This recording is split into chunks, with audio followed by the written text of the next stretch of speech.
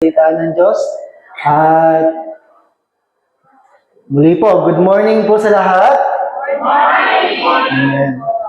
So, please bear with me. Kanina, pagising ko ay hindi maganda yung pakiramdam, pero sabi nga na inawit natin, walang katulad si Lord. Amen? Sapat na at higit pa. At syempre, ayaw nating ma-miss yung gagawin ni Lord. Amen? So kanina para akong nahihilo na gustong masok ka. Sabi ko, Lord, buntis ba ako? Sabi ko, Lord, hindi to umaga pa lang, meron ng sitwasyon sa buhay. Pero sabi ko, Lord, pipiliin ko magpasalamat ngayong umaga na to. Amen? Pipiliin ko tumayo at papurihan ka. Kaya pinili ko magkilos-kilos para hindi magtuloy kung ano man yung nararamdaman ng katawan. So, si TJ pala ay January. Tama ba? Siya po ay nagse-celebrate ng... Ay, hindi ba? So, iimbestigahan po natin kung birthday niya ba talaga ngayon. TJ, happy birthday. Blessed birthday. Birthday mo ngayon eh. Ilan na? 78 years old. Oh, mukha lang 77. Amen. Sabi ko sa mga youth kahapon. Sabi ko sa mga youth nung ewan ko po kung naramdaman nyo rin to. Sabi ko sa mga youth, nung ako ay kabataan, ang para bang nababagabag yung puso ko, Lord, malapit na ako mawala sa kalendaryo. Malapit na lumagpas doon sa hanggang 31 na yung kalendaryo. Tapos nitong huli, ang isa naman pala sa magiging yung Lord, papasok na ako ng line of 4, malapit na. Di ba yung tumatanda na, pero sabi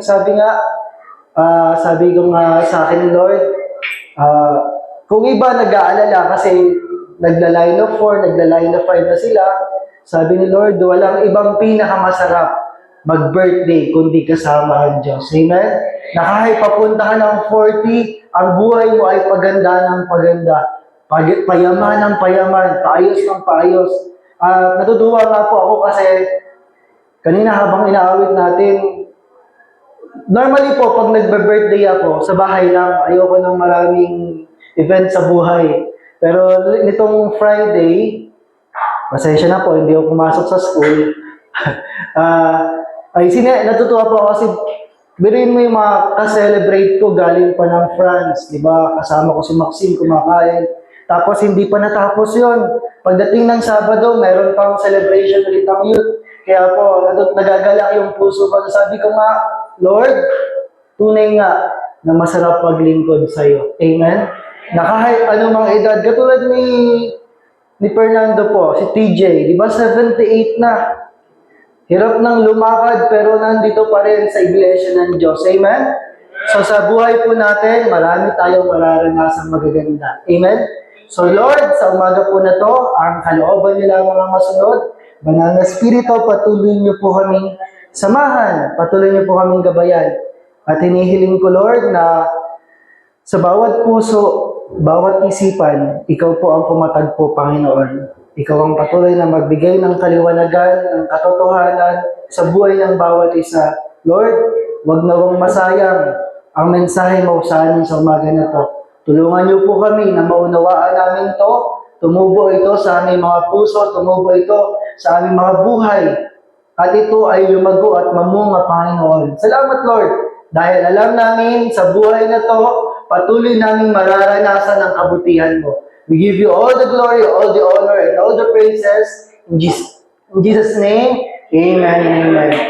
Amen po, palakpakan natin si Lord. Okay po, so para po sa tema na binigay sa atin ng Panginoon sa pamamagitan po ng kanyang lingkod,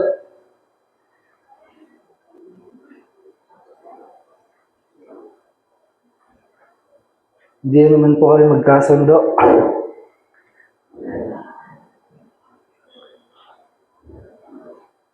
Ayan. Okay po. So, ang binigay sa atin ng Diyos is enlarging our territory. Pagpapalaki o pagpapalawak ng ating mga teritoryo. At habang pinag-aaralan ko po ito, habang tayo ay nagpupuri kay Lord, ang pagpapalawak ng teritoryo na gagawin ng Diyos sa buhay natin ay hindi simple. Bakit? Kaya po nung panahon na yon, normally, wala pang bahay na bato, wala pang bahay na kahoy, sabi nga po ni Pastor Remy. Ang mga tahanan lang nila ay gawa sa tent, sa tolda. Amen? So, pag sinabi na enlarging their tents, enlarging the territory, ang gagawin po ng Diyos sa buhay natin, mga kapatid, habang tayo ay lumalapit, nagpapatuloy kay Lord. Sabi, Lord, bakit ba kailangan palakihin yung teritoryo? Sabi ni Lord, may panahon sa lahat ng bagay. Amen? May panahon ng paglaki, may panahon ng pag-aayos. At bago po itong maganap sa ating buhay, o habang nagaganap to, mga kapatid, sabi ni Lord, hindi siya papayag na yung tent mo hindi maayos bago niya palakihin. Amen? Yung tent mo, syempre, kung mahina yan, kung hindi yan stable, hindi mo yan dudugtungan. Bilang sa engineering, hindi mo pwedeng dugtungan kung mahina na yung current na status ng bahay. Kailangan mong gibain, kailangan mong ayusin. Ganun din po ang gagawin ng Diyos sa buhay natin. Amen? Kasi halimbawa, kung ang buhay mo ay puno ng problema, pag pinag-aralan mo to, enlarging our tent, ibig sabihin, dadami pa yung problema mo. Kung puro sakit, paparamihin ba yung sakit? Kaya ang sabi ng Diyos, when we enlarge, kapag in-enlarge ni Lord yung tent natin, aayusin niya yung buhay mo. Magpatuloy ka dahil inaayos niya yung buhay mo patungo sa mas magandang buhay. Amen? Inaayos, inire-reconstruct. Kaya kapatid, huwag kang pumayag na lumayo sa Panginoon. Amen? Ipagpatuloy mo ilaban ang relasyon mo kay Lord dahil ang buhay mo ay pabuti ng pabuti, paganda ng paganda, paayos ng paayos, palusog ng palusog. Amen? Sabi mo sa katabi, paganda ng paganda, pagwapo ng pagwapo. Kalooban ni Lord na wala kang katabi ngayon. Amen? So, kapatid, masarap mabuhay kay Lord. Kasi bago niya i-enlarge o habang ini-enlarge niya, inaayos niya yung buhay mo. Amen? Kung dati may mali kang pananaw, aayusin niya ni Lord kasi hindi pwedeng mahina yung pundasyon. Hindi pwedeng mali yung pundasyon. Aayusin niya yan para lumago ng lumago. Amen? Kaya sa ating pagpapalaki ng teritoryo para kay Lord, ang tema po natin para sa January ay taking new territories o pagkuha ng mga bagong teritoryo. Amen? Panahon na. Kapatid, okay ka na ba sa sitwasyon mo kay Lord? Okay ka na ba? Sabi naman ni Lord, paano naman yung iba? Kung ikaw okay ka na, paano naman yung iba? Amen? Kaya sa buhay na to, huwag tayong pumayag na tayo lang. Ang pag-ibig ng Diyos hindi makasarili. Kailangan nating mag-extend, kumuha ng mga bagong teritoryo para maihayag ang kabutihan ng Diyos. Amen? Nabaltaan niyo po ba yung naganap sa California? Hindi ako nagkakamali. Di ba yung nangyaring sunog diyan sa kanto? Amen? Bakit? Hindi ko alam kung connected, pero bago mangyari yon, may ginawa sila na hindi kasiya-siya sa Panginoon. Minak nila si Lord. Hinamak nila at ininsulto ang Diyos. Sabi nga nila, ito yung godless na town. Walang Diyos na lugar. At inalipusan nila si Lord. Kaya ang Diyos natin, buhay. Ibig sabihin, sa mundo na to, either we dominate, either kumukuha tayo ng teritoryo o pumapayag tayo na ang dyablo ang kumuha ng mga teritoryo. Amen? Either si Lord ang naghahari o ang dyablo ang naghahari sa buhay ng mga taong mahal natin sa buhay, sa mga taong malapit sa atin. Kaya we need to take new territories. Kailangan nating humakbang. at lawakan ang ating teritoryo kasi panahon na para umabot, para lawakan ang paghahari ng Diyos. Amen? Dalawa lang ang naghahari. Di ba ang mga hari, ang nais sila mag-conquer ng mag-conquer. How much more ang hari ng mga hari? Di ba? Kaya ang mga anak ng Diyos ay merong panawagan to enlarge your territory. Amen? Nais ng Diyos ayusin, nais ng Diyos pasiglahin, nais ng Diyos palawakin ang sakop mo, kapatid. Kung dati ang buhay natin puro problema, kapag na kay Lord ka na, ang goal mo na ay paano makaabot ng mga kaluluwa. Amen? Kaya ang sabi nga po dito ng salita ng Diyos, sa Psalm 2 verse 8, ano pong sabi sa NIV? Ask me, and I will make the nations your inheritance, the ends of the earth your possession. Ano pong sabi sa Tagalog? Humingi ka sa akin at ang mga bansa ay gagawin kong mana mo at ang mga dulo ng lupa ay magiging iyo. Ano ba to, Lord? Joke time lang ba to? Sino po dito nakapagbakasyon na sa isang magandang lugar tapos parang naisip mo, ay sana may pera ko para nakabili ako ng bahay sa lugar na yun, di ba? Para meron kang binabalik-balikan. Halimbawa, punta ka ng Rizal, pupunta ka ng Baguio, may bahay ka doon na, kasi maganda yung lugar doon. May bahay ka sa Buga, sa Pamarawan, di ba? Pero ang sabi dito sa atin ng Diyos, humingi ka sa akin at ang mga bansa ay gagawin kong mana mo. Amen? Higit pa sa inaasahan mo yung ibibigay sa atin ng Diyos. Masarap, may mga bahay sa magagandang lugar. Pero alam mo po ba kung ano yung mas masarap? Kung ano yung mas maganda? At sa bawat pupuntahan mong lugar, may tataas ang pangalan ni Jesus. Amen? Hindi ito paramihan ng pag-aari. Ito ay paramihan ng pagkakakilala sa Panginoong Jesus. Amen? Na maraming makakilala at maitaas at maluwalhati ang ating Diyos na buhay. Kaya po, sabi dito, gagawin kong mana, bibigay sa atin yung mana. Sino dito, meron pa bang mana na matatanggap sa buhay? Diba halos hindi na yata uso yun ngayon? Amen? Kay Lord, marami tayong mana, oh. Amen? Sabi dyan, humingi ka sa akin at ang mga bansa ay gagawin kong mana mo. Hindi lang ito para payamanan. Kapatid, nakadesenyo ka para kumilos at magbiyahe para kay Lord. Amen? At ang mga dulo ng lupa ay magiging iyo. Halimbawa,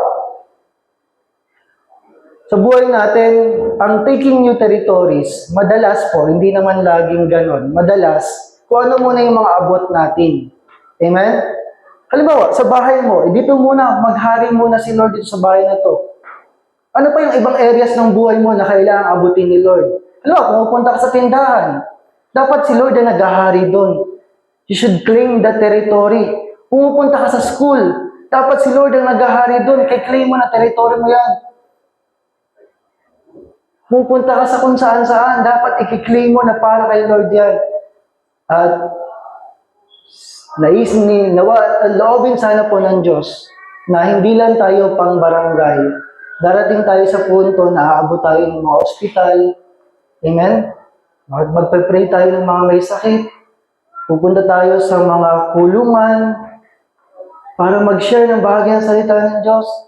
Kaya lang daw pag sa kulungan, kailangan may maiiwang isa. Kasi nag-iaalay natin. Alam mo na. Si TJ na lang. Okay? So, for January, we need to take new territories. Sabi mo sa katabi mo, take new territories. Huwag kang makampante na okay na yung ganyan. Kailangan mahayag si Lord sa mga lugar na pinupuntahan mo. Kaya ang tema po natin sa araw na to is we need to mark your territory. Iman mo na. Diba? Markahan mo yung mga teritoryo na binibigay sa iyo ng Diyos. Ha? Kung dito ka lang sa kaingin, Markahan mo yung mga lugar na malapit sa'yo na may access ka. Mark your territory. Imahin mo na. Sa animal kingdom, familiar naman kayo, ng mga leon, mga aso, mga pusa, to mark their territory, para markahan yung lugar, anong ginagawa nila? Iniihiyan, nilalagyan ng scent. Dinudumihan para magmarka na, ito, pag may-ari ito ni Paul, inihiyan niya yan. Para walang pwedeng mag-claim sa mga anak ng Diyos. Ang iniiwan natin ay ang presensya ng Diyos. Amen? Na sa bawat lugar na pupuntahan natin, mananatili ang presensya niya at magpupuri ang mga tao nandun. Amen? So, kailangan mag-mind kayo ng mga lugar. Mag-isip na kayo ng mga lugar na dapat ma-access nyo, mapuntahan nyo, mamarkahan nyo para ito ay teritoryo to ni Lord. Amen? Hindi lang sa bahay. Kailangan maglagay kayo ng marka sa buhay nyo. Umabot kayo ng mga lugar para kay Lord. Kaya nga ang sabi po dito, imposible ba itong pinapagawa sa atin ng Diyos? Ang sabi ng Deuteronomy 1:21, ang sabi po sa NIV, see, the Lord your God has given you the land. Go up and take possession of it, as the Lord, the God of your ancestors, told you. Sabi diyan, do not be afraid. Do not be discouraged. Ano pong sabi sa Tagalog? Tingnan mo, ibinibigay ng Panginoon mong Diyos ang lupain sa harapan mo. Anong sabi dito? Papautangan ba tayo? Papaloan ba sa atin? Tatakamin lang ba tayo ni Lord? Anong sabi ni Lord? Ibinibigay ng Panginoon mong Diyos ang lupain sa harapan mo. Kaya kung yung pamilya mo ay hindi pa solid para kay Lord, sabi ni Lord, ibinibigay ko yan para sa iyo. Akyatin mo, angkinin mo, na gaya ng sinabi sa iyo ng Panginoon Diyos ng iyong mga ninuno. Huwag kang matakot o mangamba. Amen? Minsan kasi, hindi tayo makapag-share ng salita ng Diyos. Bakit? Nahiya tayo. Bakit? Natatakot tayo na ma-rejectin tayo o kaya, ay, hindi ko pwedeng share yan, nagpapautang yan sa akin, baka hindi na ako pautangin. Ha? Minsan may mga takot tayo, may mga pangamba tayo na nilalagay sa puso ng kaaway para hindi tayo makakilos. Pero ang sabi dito ng Lord, huwag kang matakot. Kasi hindi ito sasama sa akin, mag-aayag tayo sa kulungan para kay Lord. Wala na. Sige, pupunta tayo ng mga ospital. Pupunta tayo ng mga paaralan. Pupuntahan natin kung saan tayo pinapadala ng Diyos. Dahil yan yung lugar na ibinibigay ng Diyos sa atin. Tandaan nyo nagbibigay si Lord. Pag hindi mo inangkin, may ibang kukuha niyan. Kaya may mga tahanan na sira Kaya may mga tahanan na magulo. Bakit? Hindi naangkin para kay Lord. Iba ang naghahari, ang demonyo. Amen? Kaya sa bawat tahanan sa CLGM, i-claim natin na ang bahay na to, ang tahanan natin ay para kay Lord. Amen? Sa ibang translation nga, kung makikita niyo po, ang sabi dyan, dito ay binibigay. Sa ibang translation, inihahanda ni Lord. Kaya kung may mga binibigay sa iyo na tao na mula sa Panginoon para puntahan mo, ang sabi dyan, inihahanda na yun ni Lord para sa iyo. Amen? Kailangan mo lang akyatin, angkinin mo, na gaya na sinasabi sa iyo ng Panginoon Diyos. So, paano ba tayo magmamarka ng teritoryo? Paano ba tayo magmamine ng mga teritoryo? Bakit?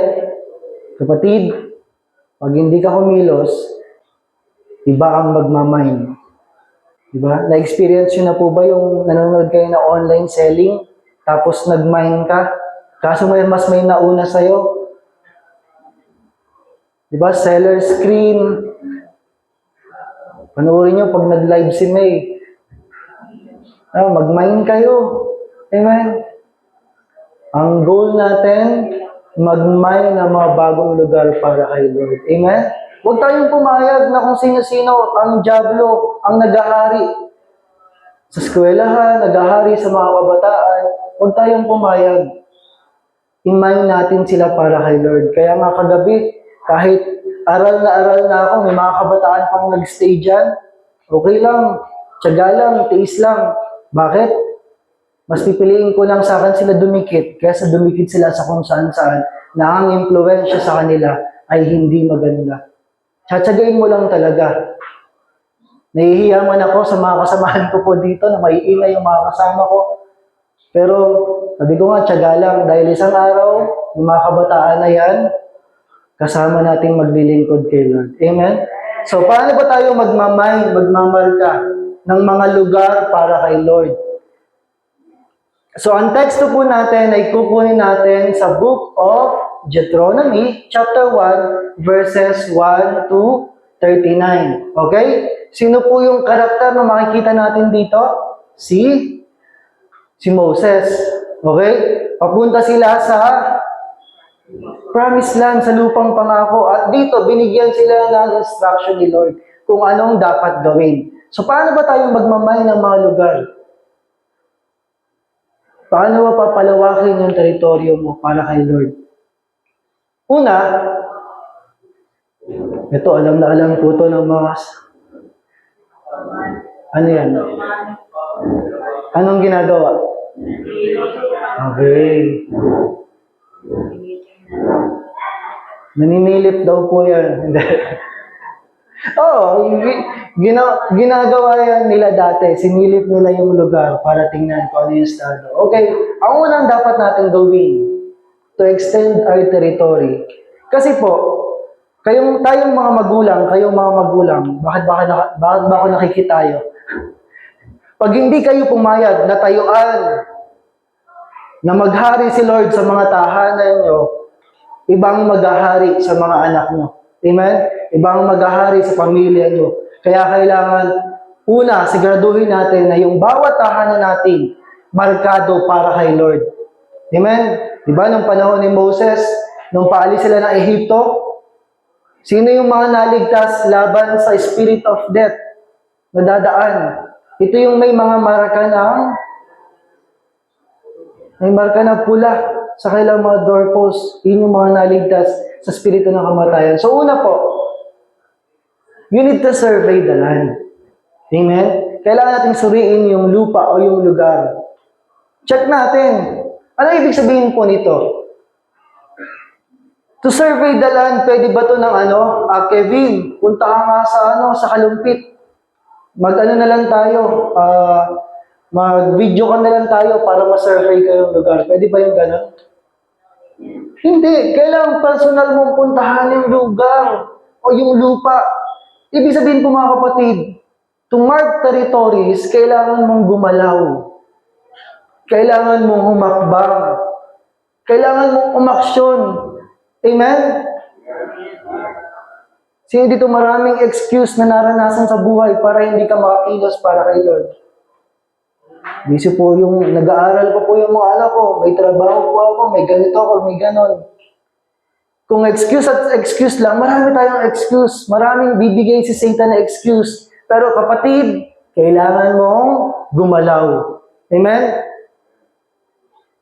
Sabi nga, lahat naman tayo gusto natin mas maging maganda yung buhay natin. Amen ba?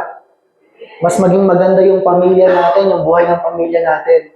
Sabi ko nga sa mga kabataan, may isang bata, katulad ng pananaw ni Einstein, doing the same thing over and over again and asking for a different result is insanity. May isang bata, may isang kabataan. Si Chai, pinagsaing ni Paul, kumuha ng kaldero, kumuha ng 3 gatang ng bigas, tapos ang tubig niya, isang timba. Niluto niya. Ay, nung maya-maya, bakit parang lugaw? Hindi ito yung sabi sa akin ng papa ko, kailangan kanin. Ulitin ko, tinanggal niya. 3 gatang ng bigas, tapos isang timbang tubig. Luto ulit niya. Tingin niyo anong resulta? Lugaw ulit. Ay ba, lugaw. Try ulit niya. 3 gatang ng bigas, isang timbang tubig. Buhos. Kaya pala yung kaldero niya, yung ginagamit sa goto, yung malaki. Kasi hindi kasya yung bigas, yung isang timbang tubig. Sabi niya, bakit gano'n na naman, lugaw na naman, papagalitan na ako nito. Kapag ang buhay natin ay pare-parehas at hindi mo binabago, at naghahanap ka ng pagbabago, ang tawag daw doon ay kahangalan. Amen? Gusto mo umayos ang buhay mo, lumapit ka kay Lord. Ipagpatuloy mo yung paglilingkod mo kay Lord. Kung naghahanap ka ng magandang buhay, pero paulit-ulit pa rin yung buhay mo, hindi yan mababago, kapatid. Amen? Kaya kailangan mong kumilos para sa iyo at para sa pamilya mo. Kailangan mong mag-survey ng lupa. Amen? Kailangan mong suriin yung lugar. Anong ginawa ng mga Israelita? Sabi po dito sa Deuteronomy 1 verse 7, so yung pag-aaral po natin, ulitin ko Deuteronomy chapter 1 verses 1 to 39. Maganda po basahin niyo yan sa inyong mga tahanan. So una, ang sabi sa kanila, break camp and advance into the hill country of the Amorites. Go to all the neighboring peoples in the Araba, in the mountains, in the western foothills, in the Negev, and along the coast, to the land of the Canaanites and to Lebanon, as far as the great river, the Euphrates. Sa Tagalog po ang sabi, kasi po dito, binigyan sila ng instruction ni Lord. Kailangan niyo ng kumilos. Anong sabi? Ipagpatuloy niyo ang inyong paglalakbay. Kapatid, huwag kang pumayag na magpatigil para kay Lord. Amen? Huwag kang pumayag na matigilan ka na lumapit kay Lord. Ipagpatuloy mo ang paglalakbay. Sabi mo sa atin mo, ipagpatuloy mo lang. Amen? At pumunta kayo sa lupaing maburol ng mga Amoreo at sa lahat nitong kalapit na lugar, sa Araba na lupaing maburol at sa kapatagan, sa Negev at sa baybayin ng dagat, sa lupain ng mga Kananeo, sa Lebanon hanggang sa malaking ilog ng, anong pronunciation? Ano sa Tagalog? Euphrates pa din. Amen? So una, katulad po ng ginawa nila, hindi nila makiklaim yung promised land kung hindi nila pupuntahan, kung hindi nila titingnan, kung hindi nila susuriin. Amen? Mangarap kayo na mag-claim ng mga lugar para sa mga anak niyo, para sa inyong pamilya. Amen? Na yung pamilya ko, Lord, para sa iyo to. Ibig sabihin, kailangan mo ng tayuan yung pagkakatawag sa iyo ni Lord. Kailangan mo lang kumilos.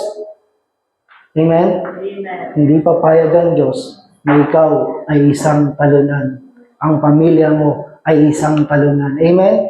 Inaayos ng Diyos ang pamilya natin. Inaayos ng Diyos ang buhay ng bawat isa. You need to survey the land. Tingnan natin, katulad ng ginawa nila. Anong klaseng lupa ba meron doon? Ano ba yung mga kailangan ng daanan? Ano ba yung haharapin nila? Hindi ka lang basta pupunta doon, gera na to, laban na. Hindi. Kailangan nating kumilos, kailangan nating umaksyon to check ano bang binibigay sa atin na lupa ni Lord. Amen? Halimbawa, may desire sa puso mo na abutin yung isang kaibigan mo. Alam mo, problemado siya. Alam mo, may sitwasyon siya. Hanggang chat ka na lang ng kamusta ka na kapatid. Pag-pray natin yung kapatid. Panahon na para gumalaw. Amen? Panahon na para umakbang. Panahon na para kumilos. At lakaran na may gagawin ng Diyos sa buhay nila at sa buhay natin. Amen? Una, survey the land. Move. Kumilos, umakbang. Amen?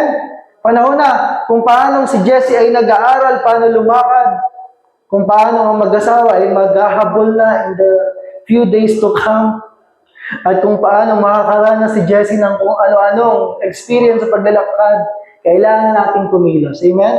Sabi nga ni Pastor Remy last Sunday, patatlong taon na tayo. Di ba parang kailan lang, andun pa tayo sa kabila, parang kailan lang, pinagpe-pray pa natin to, parang kailan lang, init na init pa tayo, kapapaypay. Ngayon, ang mga OOTD natin, magandahan ng jacket, labasan na ng mga scarf, di ba? Parang kailan lang. Bakit? Naganap to kasi may isang lingkod ng Diyos o yung mga lingkod ng Diyos ay humakbang para sa kalooban na. Amen? So number 2, paano tayo magmamarka pa ng mga bagong teritoryo? Paano natin mamain yung mga binibigay sa atin ng Diyos? Number 2, define your strategy. Tukuyin mo yung diskarte. Ano bang dapat gawin? Halimbawa, ang land na ika-conquer mo ay Baguio, tapos pumunta ka doon na ang dala mo lang ay bathing suit, sando, swimming trunks. Tingin mo, ready ka? O ready kang maghirap? Ready kang mahirapan? You need to define your strategy. Siyempre, malamig doon, tapos ang dala mo lang, sando. Pinahirapan mo yung sarili mo. Alam niyo po, mga kapatid, masarap kay Lord. Bakit? Kasi, binibigyan niya tayo ng wisdom kung paano natin ayusin ang ating mga buhay. Amen? Kung tayo may mga sitwasyon sa pamilya, bibigyan ka ni Lord ng wisdom. Paano bang magiging diskarte mo? Paano ka ba makakapasok? Paano ba masyasyaran yung mga kaibigan mo? Diba? Ang Great Wall of China, ulitin lang natin, proud na proud sila kasi matibay yung kanilang pundasyon, matibay yung kanilang wall, matibay yung kanilang pangharang. Pero anong ginawa ng mga Mongols? Napasok ba nila? Hindi po ito mga lapis ha. Ang Mongols ay mga dating tawag sa Mongolians. Mongols ang tawag sa kanila. Check mo kayo katabi mo kung mukhang Mongols. Ayan. Hindi mo, bali mo may lahing Mongolian. Okay? Tandaan po natin, kahit gaano, sabi nga sa pelikula ni FPJ yata to, walang matigas na tinapay sa mainit na kape. Amen? Kung may mga tao na hirap kang sharan, isang araw, bibigyan ka ni Lord ng napakagandang diskarte. Paano mo sila ma-win over? Kung paano napakatindi ng Great Wall of China, napasok pa rin ito ng mga Mongols. Nagawan pa rin nila ng diskarte. Ganyan ang gagawin ng Diyos sa buhay natin. Amen? Kaya kailangan magpatuloy tayo kasi ang wisdom ni Lord, ang karunungan ni Lord, nagpapatuloy din yan habang lumalakad tayo. The moment na lumayo tayo kay Lord, nawawalan tayo ng signal. Amen? Nawawalan tayo ng ano bang instruction ni Lord. Kaya kailangan, wala man paano bang diskarte, paano bang gagawin ko sa mga mahal ko sa buwan? Paano bang gagawin ko sa mga kaibigan ko, kamag-anak ko, para maabot ko sila para kay Lord? Anong ginawa po ng mga Israelita? Anong ginawa ni Moses? In Deuteronomy 1:15, ang sabi po dito, "So I took the leading men of your tribes, wise and respected men, and appointed them to have authority over you, as commanders of thousands, of hundreds, or of fifties, and of tens, and as tribal officials." Sa Tagalog po, anong sabi? Kaya, kinuha ko ang mga pinuno ng inyong mga lipi. Ibang lipi po kasi yun, di ba? Mga taong matatalino at may karanasan.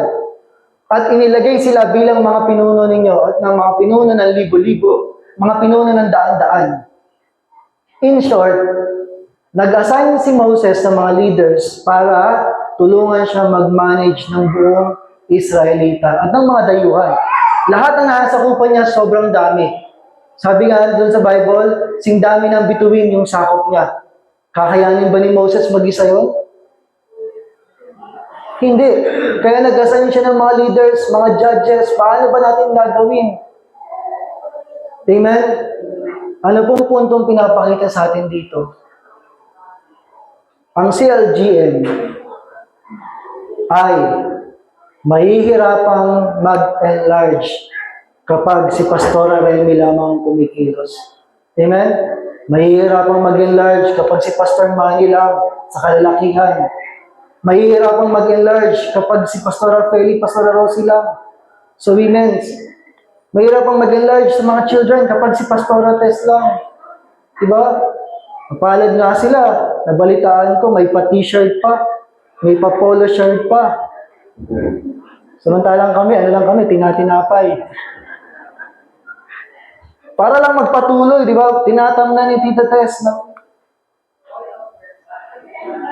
we need everyone. Amen? Kailangan natin ang isa't isa para palakihin ang teritoryo ng Diyos. At sino dito natuwa yung puso niya nung narinig na mag-share si Ate Chet. Amen, di ba? Sabi ko, itong tao na to, conquering new territories for the Lord. Kailangan ganun tayo kay Lord. Niloloko ko nga yung mga kasama ko nun. Si Jay, si Ate Che, bago lang yan, nagsishare na sa women's. Although nagsishare naman sila sa iyo, niloloko ko lang sila. Tandaan natin mga kapatid, may mga taong nauuna pero nahuhuli. Pero may mga nahuhuli na nauuna. Kapag hindi ka kumilos, maraming mauuna para sa iyo. Maraming mauuna bago ka. Katulad ng mga taong kinakausap ni Lord, hakbangan mo lang kung anong pinapagawa sa iyo ng Diyos. Huwag kang matakot, huwag kang mangamba.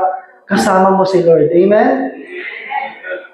Kaya sa next week, si Ate Che daw ulit. Hindi, joke lang.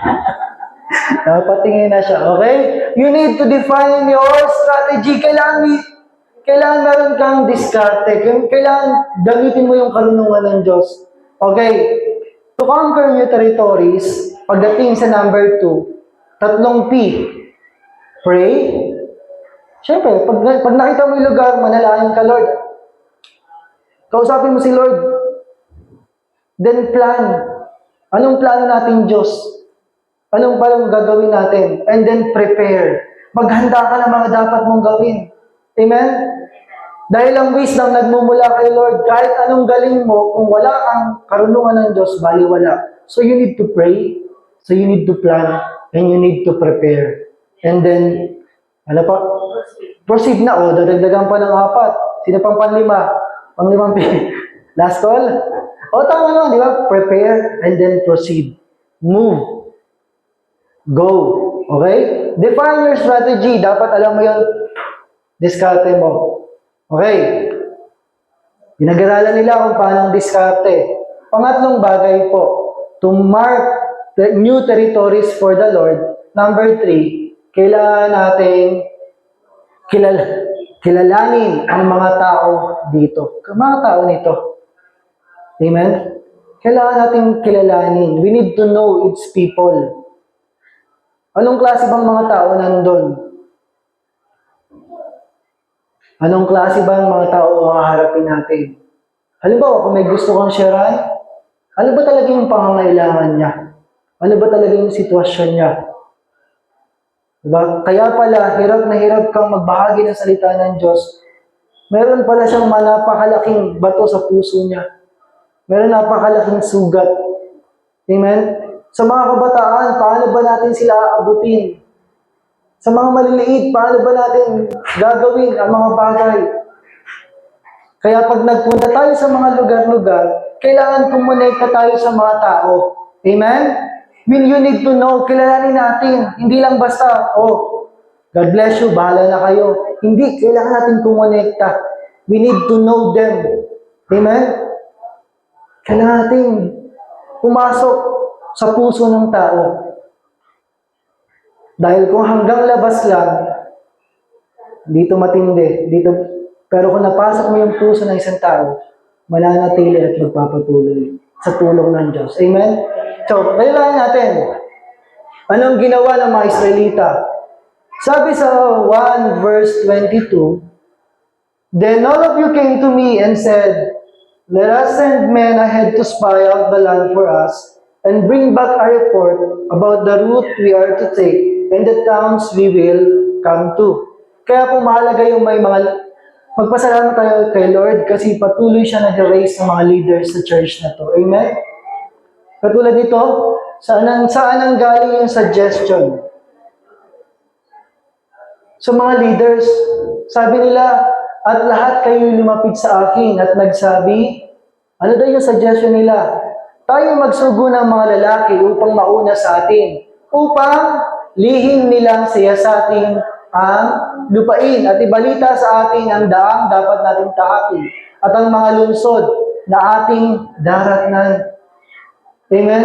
So dapat ready tayo na kumonekta sa mga tao. Okay? Kung paano ang mga sinashare natin, pinag-aaralan natin paano ba natin sila maaabot para kay Lord. Katulad ng ginawa ng mga Israelita, Paano nila nalaman na may mga higante doon? Nagpadala sila ng spy. Merong nagsiyasat. Merong nagbalita at merong tumingin. Paano ba? Ano ba? Sino ba yung mga haharapin nilang mga tao? Sa mga drug addict, paano ka ba makakakonect? Sa mga taong may sakit, paano ka ba makakakonect? Sa mga kabataang kulang sa pagmamahal, paano ka ba makakakonect? Bawat isa may pinagdadaanan. So you need to know the people. Makilala mo, Lord, ano bang dinadaanan ng taong to? Ano bang sitwasyon niya? Halimbawa, si Kuya Gandhi, gusto nating sharean. Kahit anong bigay mo dyan ng euro, baliwala sa kanya, hindi yan mahilig sa pera. Joke lang. Kahit anong bigay mo masarap na pagkain, baliwala. Hindi yan mahilig sa pagkain. Pistachio lang. Kahit anong magandang damit, ibigay mo dyan. Hindi yan mahilig sa damit. Anong kailangan ni Kuya Gandhi? Oras, kausap. Diba? Pag nakasundo mo yan sa usapan, mawin over mo yung puso niya. Amen? So you need to know the people.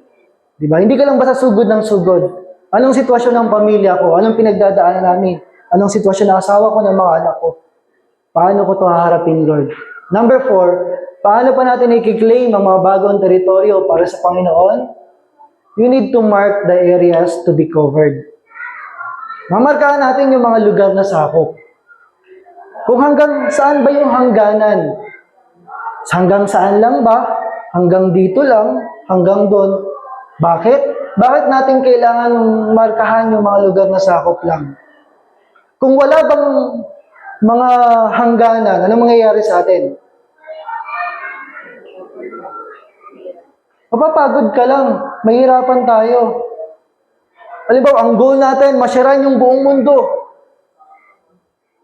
Wala tayong specific na lugar kung hanggang saan. Mapapagod tayo. Kaya binibigyan tayo ng Diyos, ano ba talaga yung priority para sa kapanahunan? Diba, inabot natin ang merkado, inabot natin ang kaingin, yun yung binigay ni Lord para sa kapanahunan. Amen? So para sa buhay natin, may mga taong ibinibigay sa atin o may mga lugar tayong ika-conquer para sa kapanahunan. Diba, gusto mo i-conquer yung pamilya mo, nagpo-focus ka sa lahat, pati yung mga pinsan mo, pati yung mga tito mo, pati yung mga tita mo, mapapagod ka. Pero may mga ibibigay lang sa'yo si Lord. Anak, unahin mo muna yung mga anak mo. Anak, unahin mo muna yung asawa mo. Kasi mas epektibo yung mangyayari sa buhay mo. Amen? May hangganan. Mayroong pinapagawa sa atin si Lord sa bawat kapanahunan. Ano pong sabi ng salita ng Diyos? In Deuteronomy 1:24-25, they left and went up into the hill country and came to the valley of Eshcol and explored it. Sa verse 25, ang sabi po, taking with them some of the fruit of the land, they brought it down to us and reported, it is a good land that the Lord our God is giving us. Ano daw yung report nila? Ano sabi dyan? Sila'y pumihit at umahon sa lupaing maburol at dumating sa libis ng Eskol at kanilang lihim na sinisiyasat. So tinitingnan nila, hanggang saan ba yung sakop ng mga to? Hanggang saan ba yung lupang binigay sa amin ni Lord? Sinecheck nila. Kaya, para mapatunayan na pumunta sila, kumuha sila ng bunga ng lupain at ibinaba yun sa kanila. Ibinalita na ang lupang ibinibigay sa atin ng Panginoon ay mabuti. Kapatid, may kapanahunan ng paghinog ang pinapanalangin mo. Amen? At panahon na para mag-conquer tayo ng mga buhay, mga lupain para kay Lord. Panahon na para kumilos. Amen? So alamin natin, Lord, sino ba yung pinapakilos mo sa akin? Sino ba dapat kong abutin? Sino lang ba? Hanggang saan ba yung hangganan para sa panahon na yun? Amen? At number 5, panghuli po, pag nagmamarka kayo ng teritoryo, isa sa mahalagang dapat nyong alam, dapat nating maunawaan, ay unawain natin ang ating haharaping laban. Understand your battlefield. Amen? Dapat alam mo yung haharapin mong laban. Alam mo yung digmaan na haharapin mo. Wala, pag mainit ulo ni Belen, anong gagawin ni Paul? Na napakadalang naman mangyari. Amen? Kape mo na lang ako mamaya. Okay? Kailangan gawain mo, ano ba yung laban na haharapin natin? Tandaan po natin mga kapatid, yung pamilya po ninyo, hindi nyo to kalaban. Amen? Minsan kasi gagamitin sila para magkaroon tayo ng galit, magkaroon ng sinaktan mo ko, hindi natin sila kalaban. Amen? Nagamit lang sila ng diablo, pero hindi sila ang tunay nating kalaban. You need to understand your battlefield. Ano nga ba yung haharapin mong laban? So ano po ba yung ginawa nila ng mga Israelita?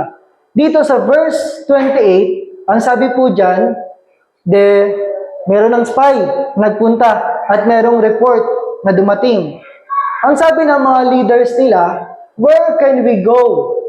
Our brothers have made our hearts melt in fear. They say, the people are stronger and taller than we are. Ano daw yung nakita? Stronger, taller. The cities are large, with walls up to the sky. We even saw the Anakites there. Ano ba yung Anakites? Inan po natin sa Tagalog. Saan tayo aahon? Bakit? Naghahanap na sila ng pupuntahan, patakas. Pinapanghina ng ating mga kapatid ang ating puso. Na sinasabi, nakita namin doon ang mga taong malalaki at matataas kaysa sa atin. Ang mga bayan ay malalaki at may pader hanggang sa langit. Gayon din nakita namin ang mga anak ng Anakim roon. Sa Bible po, sa ibang translation, ang sabi po sa mga Anakim ay mga giants, mga higante. Kung ganito po yung haharapin nating laban. Halimbawa, lulusobin natin yung anong malapit sa kainin. Kanalate. Ko-conquer natin yung Kanalate. Kaso pumunta doon si Kuya Gandhi, chinek niya, alam mo yung mga tao doon. Merong matatangkad, merong mga maskulado, may mga higante, tapos ang gate nila, ano pa yung automatic, na puro bakal. Anong mararamdaman natin? Tuloy pa ba o hindi na? Tut, tut, tut, tut. Hello? Nasaan? Diyan pa ba kayo? Ay, mahina signal, Choppy. Minsan sa buhay po natin, may mga sitwasyon na kung saan ang puso mo babaluti ng takot. Babaluti ng pangamba. Ito yung naging kahinaan nila. Yung puso nila ay nanghina. Anong nangyari? Nawalan sila ng tiwala sa Diyos. Kaya kapag ikaw ay nanghina, darating sa punto mo mawawalan ka ng tiwala sa Panginoon. Kaya kailangan, ilaban mo yung pananampalataya mo. Ito yung naging kahinaan nila. Tingin nyo, meron ba silang kalakasan? Magaling ba silang mga warrior? Anong magiging lakas natin sa buhay na to? Anong sabi ng salita ng Diyos in 29 to 30? Then I said to you, do not be terrified, do not be afraid of them. Anong sabi po? The Lord your God who is going before you will fight for you as He did for you in Egypt before your very eyes. Anong sabi po sa Tagalog? Nang magkagayoy sinabi ko sa inyo, huwag kayong mangilabot ni matakot sa kanila. Lord, ano nang gagawin ko? May sitwasyon ako, may mga kailangan akong bayaran, may sakit ako. Sabi ni Lord, huwag kang matakot, kapatid. Sabi nga ni Paul minsan, Yaris, lakas dumedi ng dalawa. Malilinggot pa lang, malakas ng dumedi. Pero hindi siya nagreklamo. Sabi ko nga sa kanya, basta sa umaga, piliin mo na magpasalamat kay Lord kasi malusog yung mga anak mo. Amen? Hayaan mo marinig ng mga bata yung prayer mo, yung pasasalamat mo. Na kahit anumang sitwasyon meron ka, nagpapasalamat ka pa rin kay Lord. Bakit? Kahit hindi dahil sa husay o galing natin. Ang sabi dyan, ang Panginoon yung Diyos na nangunguna sa inyo ay siyang makikipaglaban para sa inyo, gaya ng kanyang ginawa para sa inyo sa Ehipto sa inyong harapan. Di ba ang mga Israelita? Ang dami ng naranasang miracle kay Lord. Pero dumating pa rin sa punto, nag-aalinlangan sila. Minsan, ganun din tayo. Amen po ba? Ang dami natin naranasang kabutihan ni Lord. Pinagaling ka na ilang beses. Pero pag may dumating na sitwasyon, sabi ni Lord, anak, kailan ba kita pinabayaan? Kailan ba kita iniwanan? Kaya lagi nating tandaan, ano yung kalakasan natin sa anumang lalakaran natin? Yung pagsama ng Diyos. Amen? Yun yung pinakamahalaga sa buhay nito. Amen? So are you ready na po? Ready na ba tayo to conquer new territories for the Lord? Sana po, habang tayo lumalapit kay Lord, Lord, bigyan niyo po kami. Gabayan niyo po kami. Ano ba yung mga lugar na dapat naming i-conquer para sa iyo? Amen? Recap na po tayo. Paano ba tayo magmamarka ng mga teritoryo? Paano ba natin imamine yung pamilya mo, yung lugar mo, yung mga kapatid mo, yung mga anak mo? Una, survey the land. Suriin mo yung lupa. I-check mo. Kumilos ka, humakbang ka para sa Panginoon. Amen? Walang mangyayari kung hindi tayo kikilos. Amen? Pangalawa, define your strategy. Tukuyin mo ano bang dapat nating diskarte, ano bang pinakamainam na dapat gawin. Ang mga Kristiyano, hindi lang basta tapon ng diskarte. Humihingi tayo sa Diyos kung ano bang pinakamainam na dapat gawin. Amen? Para hindi sayang sa lakas, sayang sa oras. Number 3, nawala na siya. Number 3, okay, know its people. Okay? So kapag nagkumilos ka na, nag-pray ka kay Lord, humingi ka ng diskarte, ng strategy, kumonekta ka dun sa tao. Amen? Lumapit ka dun sa tao. Magbigay ka ng oras para sa tao na yon.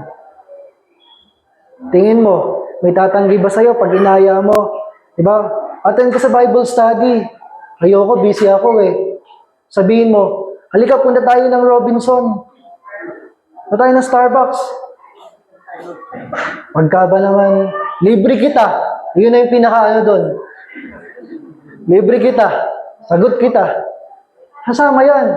Kaya dapat kumonekta tayo. Kilalanin natin. Ano ba yung mga hinaharap natin mga tao? Number 4, mark the areas to be covered.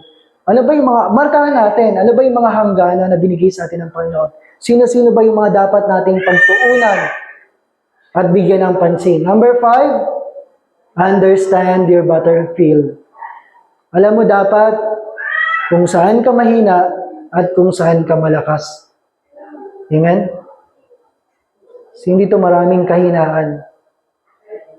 Amen? Ako, tayong lahat. Marami tayong kahinaan. Pero alam nyo, paano mo mahahakbangan yung bukas, yung mga pinapagawa sa ni Lord? Lagay mo lang sa puso mo, kasama ko si Lord. Amen? Kasama ko ang Diyos. Amen? So, ito yung pagmamarka ng ating territory. Mag-mine ka na, kapatid. Lagay mo yan sa prayer mo. Ano bang imamine ko na lugar para kay Lord? Sino-sino ba imamine ko? Yung mga classmate ko, sino ba imamine ko para sa kanila? Sa mga kaibigan ko, sa mga kamag-anak ko. Amen? Sino bang imamine mo para kay Lord? Mark your territory. Amen? At dito na po ako magtatapos. Iiwanan ko yung verse na to para sa inyo. In Acts 7:45, sa New Testament, ang sabi po dito, years later, when Joshua led our ancestors in battle against the nations that God drove out of this land. Amen? May ginamit ang Diyos sa ligmaan na hinarap nila, si Joshua. At sino yung nagpalayas? Si Lord pa rin. Amen? The tabernacle was taken with them in their new territory. Yung tabernacle po, ito yung binubuo nila na tent na kung saan sila nag-worship. Pag umusad sila, tatanggalin nila yung baklas, usad. Pag nagstay sila, bubuuin ulit nila yung tabernacle nila. Bakit napakahalaga ng tabernacle? Dahil simbolo yun ng presensya ng Diyos. Amen? Kaya naging matagumpay sila Joshua dahil sa pagsama ng Diyos. Amen? na kahit saan sila pumunta, kahit anumang harapin laban nila, tagumpay nila, sila, dahil kasama nila ang Diyos. Anong sabi po sa Tagalog? Minana ito ng kanilang mga anak at dinala-dala habang sinasakop nila ang lupain ng mga bansang ipinalupig sa kanila ng Diyos sa pamumuno ni Josue. Amen? May mga lupain, may mga lugar tayo na aangkinin para sa Panginoon. Pero lagi natin tandaan, kapatid, mga kapatid, anumang laban na hindi kasama si Lord. Amen? Diba yung problemado ka na at saka ka pa lumayo kay Lord? Asahan mo na. Pero sa the moment na nag-uubugan yung mga problema mo, lalo ka lumapit sa Panginoon. Dahil ang tagumpay ay makakamit lang natin pagkasama natin ng Diyos. Amen? So palakpakan po natin ng Lord sa umaga na to. Salamat sa Panginoon. Sa Diyos po ang papuri. Tayo po ay tutungo sa tithes and offering. Sino po ba